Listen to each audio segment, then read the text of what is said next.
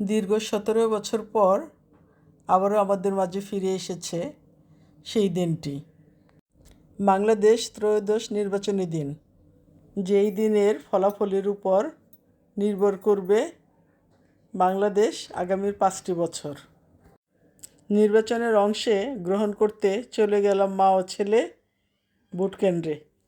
আমার ছেলের জীবনের এটাই প্রথম ভোট, তাই ওকে আমি সাথে করে নিয়েই গেলাম।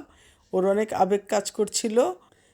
মা হিসেবে আমি অনেক আনন্দিত ছিলাম। যাওয়ার পথে বিরিয়ানির দোকানে চোখ পড়তেই বুঝলাম সবার মন আনন্দ উল্লাসে মেতে উঠেছে। নির্বাচন উপলক্ষে ভোট কেন্দ্রে ঢোকার সময় সব দলের সমর্থকরা অনুরোধ করছে তাদের দলকে ভোট দেওয়ার জন্য। আমি সব দলকেই সম্মান জানাই। আমি চাই যেই দলই জিতুক বাংলাদেশের উন্নয়নের যেন কাজে আসে।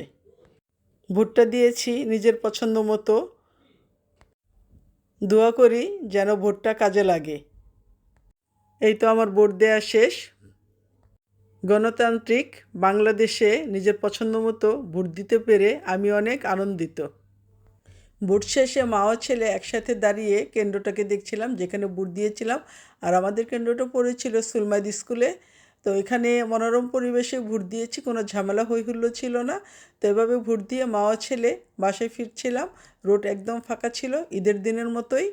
তো বাসায় ফেরার পথে ক্যাম্পিংগুলো বসেছিল, সেই ক্যাম্পিংয়ের সামনে দেখছিলাম গরম গরম সিঙ্গারা ও পেঁয়াজু ভাজা হচ্ছিল। দেখে তো ভীষণ ভালো লেগেছে।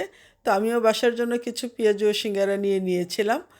বাংলাদেশ চিরজীবী হোক। আজকের ভিডিওটি আমি এখানেই শেষ করছি। আল্লাহ হাফেজ।